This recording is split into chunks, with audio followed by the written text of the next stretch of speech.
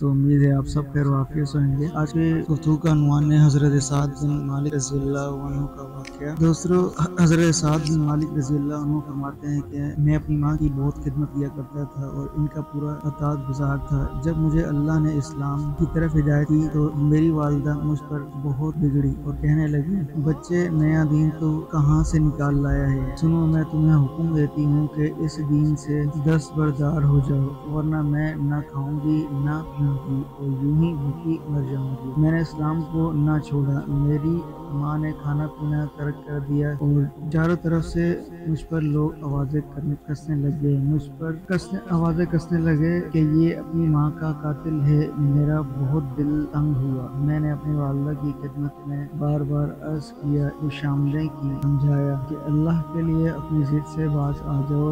ये तो नामुमकिन है कि मैं दीन मोहम्मद सल्लल्लाहु अलैहि वसल्लम जो हक और सच्चा दीन है उसे छोड़ दूं। इसी बहस व तनकीज़ में मेरी वालिदा पर 3 दिन का फाका गुजर गया और इसकी हालत बहुत ही खराब हो गई। तो मैं इसके पास गया और मैंने कहा, मेरी अच्छी माँ जान, सुनो, तुम मुझे मेरी जान से ज्यादा अजीज हो लेकिन मेरे दीन से ज्यादा अजीज नहीं हो। वल्लाह एक नहीं तुम्हारी 100 जाने हैं और इसी भूख प्यास में एक एक करके सब निकल जाएं तो भी मैं आखिरी लम्हे तक अपने सच्चे दीन इस्लाम को ना छोड़ूंगा, वल्लाह ना छोड़ूंगा। अब मेरी माँ मायूस हो गई और खाना पीना शुरू कर दिया। ये था ईमान अफरोज वाक़या सहाबी रसूल के जिन्होंने अपनी माओं तक के आगे हक दीन सच्चा दीन पर साबित कदम के लिए उस पर भी डट गए। ये वाक़या दर्ज है तफसीर इब्ने कसीर जिल्द नंबर 13 जिल्द नंबर 4 सही इस्लामी वाक़यात सफ़ा नंबर 61-62। दोस्तों, उम्मीद है आज का वाक़या आपको जरूर